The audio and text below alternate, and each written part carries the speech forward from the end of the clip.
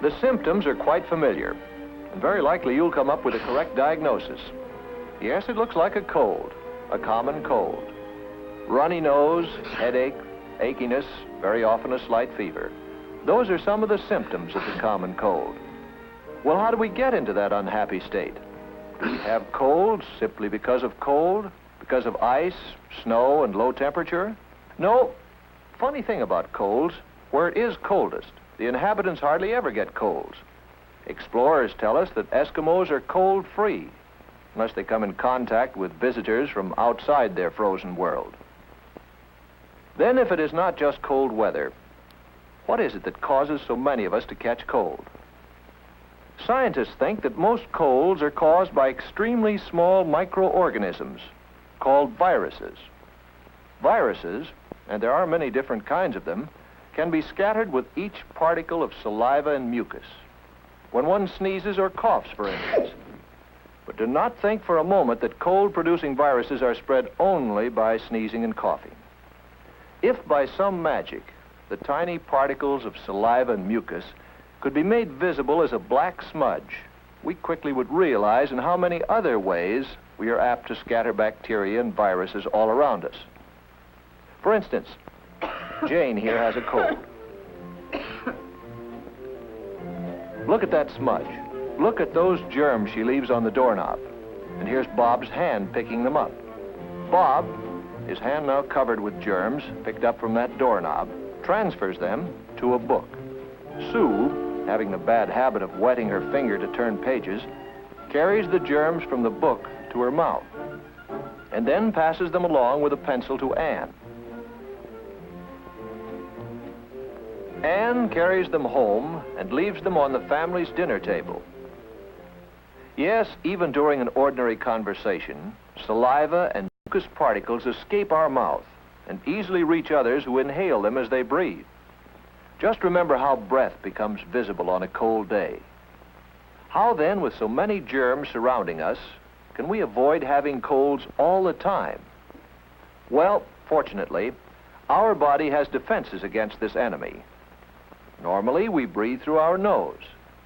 The nose, as well as the sinuses, the eustachian tubes, and the throat, are lined with a delicate membrane. If, under a microscope, you look at the lining of the nose, we call it the nasal membrane, you can see that it is covered with tiny moving threads. These are called cilia. They move back and forth like stalks of grain when a wind blows over a field. The cilia are covered with a warm, moist, sticky substance called mucus. The nose usually secretes about a quart of this liquid every 24 hours.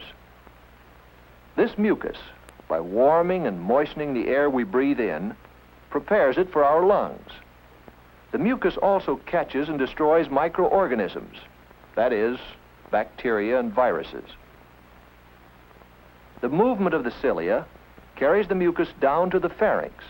Then it is coughed out or swallowed into the stomach, where any remaining microorganisms are destroyed by the digestive juices.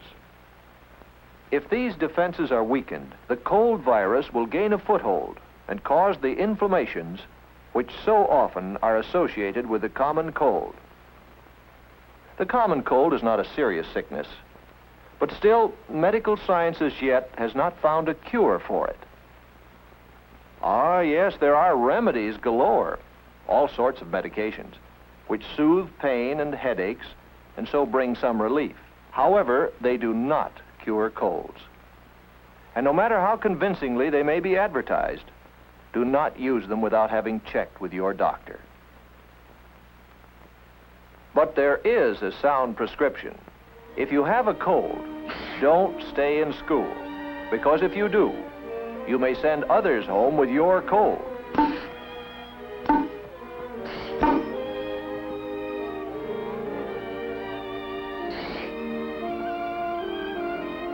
If you have a cold, stay home. Stay in bed. This is the prescription which common sense and medical science recommend. Medicines, but only those your doctor prescribes. No others. Warmth, rest, which you can get best when you stay in bed. And while you're there, you might as well make the best of it.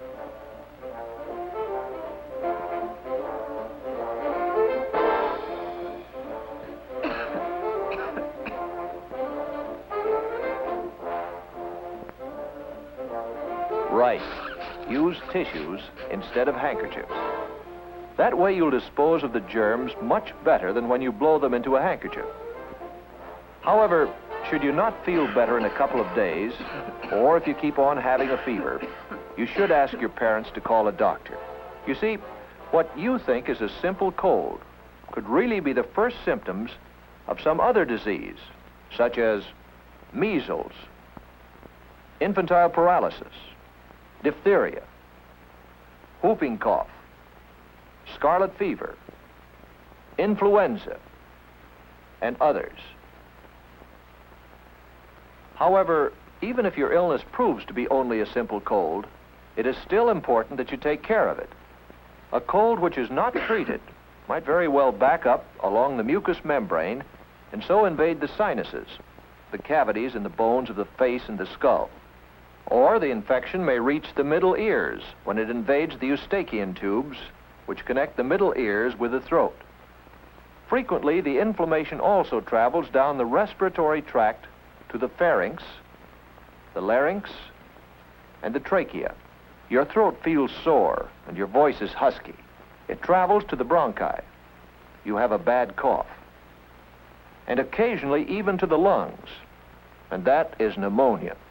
These are painful complications, and they often take a long time to clear up. The best defense against the common cold and all these other diseases is to keep up the body's natural resistance. To do so, you must eat regularly and well-balanced meals. That is, meat, vegetables, fruit, milk, and so on. Get lots of exercise and fresh air, but do not exhaust yourself. In cold weather, you must wear sensible clothing to provide proper warmth to remain healthy.